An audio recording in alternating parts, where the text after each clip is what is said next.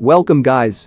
I get this question a lot, how can I spot enemies very quickly? Well, in this video, I will show you how you can spot your enemies much better and also improve your spotting skills. So there are 3 methods on how to spot your enemies. First one is physically seeing them or spotting the enemy like this. Second one is using your sound sense or footsteps knowledge to know and understand your opponent's exact location. Third one is using game sense to know where the enemies will be. Starting with the first one, spotting enemies can sometimes be difficult, especially when you need to identify the enemy from the background to the foreground. So here are a few tips that can help you. First, go to your graphic settings and increase the brightness to 150%. By increasing it to 150%, you're separating your enemy from the background, example like this. This gives your game some contrast and brightness, so you can better spot the players. And next tip is to increase your phone's brightness as much as possible. Of course, the high brightness can hurt your eyes, but this is my secret, as it will play a critical role in spotting enemies. Higher brightness means the enemy will appear darker, making it easier to identify one. Low brightness can make it too dark to spot players, so I'd suggest at least playing at medium brightness level. And the next important thing is, how far should you hold your screen from your face? The phone's screen shouldn't be too close to your eyes or too far. So on average, I would say 15 centimeters is a pretty good distance, not too close nor too far.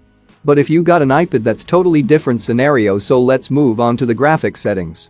As every professional player says, go with the lowest graphics quality and the highest frame rate that your device has to offer to get the best experience. Now in the graphics styles, classic, colorful and soft, these 3 are the best. When it comes to spotting players, other options can make it really hard to spot your opponents. So once you're done with these, now let's talk about where to look for enemies and how to look for them. So where to look for enemies? Well, the basic method is to look for any dark subjects or dark moving spots. Because your enemies will most likely appear darker in your screen, especially when they are far. Anyway, first you need to understand the basics for looking. Most of the time you will be looking at the center area of the screen as shown here. Because the edges will most likely get blocked by your fingers or claw.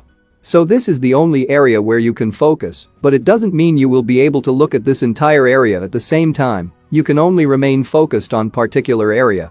For example, when you scope in, you will be focusing on the center of your screen. And by any chance, if there is an enemy outside of your scope area, you will most likely won't even notice them.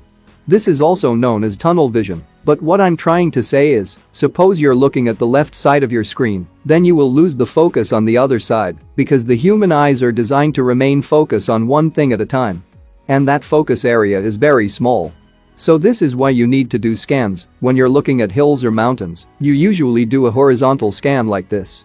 You need to apply the same scanning method everywhere. Let me show you some examples. Whenever I look at group of houses or compounds like these, I usually first scan the broken walls and check if there is any vehicles are parked, and then I move on to the houses by focus scanning the windows. But you don't need to use the same exact method, you can create your own style of scanning. And an open field like these, I usually take a quick glance at everything, and then I focus scan at trees, rocks and some other structure, because there's where you usually find enemies hiding, because nobody will stand in the middle of an open field. So where to look for enemies? Well, this totally depends on your situation. You always need to keep looking in every possible direction. But sometimes you need to focus on specific direction. For example, let's say you got to the next circle earlier than everyone, or you're already in this kind of place. So you need to focus on this area, especially the outside of the circle, because most players who are outside of the zone will have to enter into the safe zone, so there is a higher chance that people will come from this side than the other side. And if you fail to visually spot your enemy, then your next choice is sound. Using sound to locate enemy is a really important skill to master. Let me show you an example here. So this player definitely spotted me here, but I wasn't paying attention to this area as I was focusing on something else. Once this player has started firing, I immediately noticed him and quickly fired back. I was able to instantly react because of the sound as well as the weapon flash. I'm pretty sure almost every one of you have earphones or headphones that support stereo sound, giving you 360 surround sound experience like this.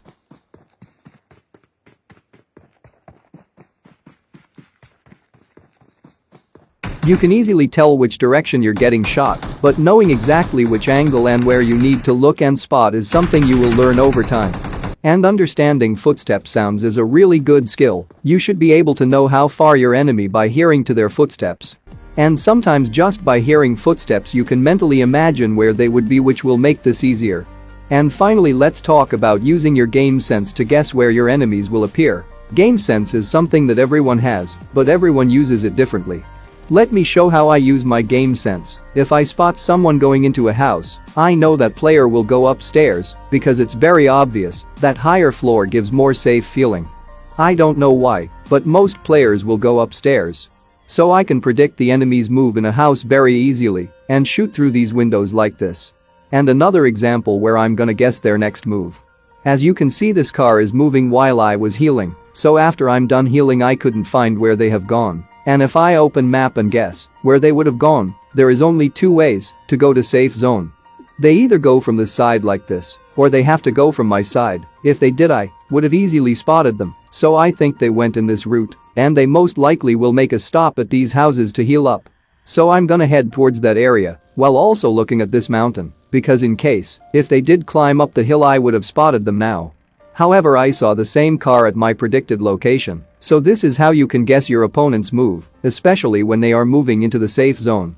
Anyway, that's all I got for this video. I hope you learned something new. If you did, hit the like button and subscribe for more upcoming videos like this. See you guys in the next one.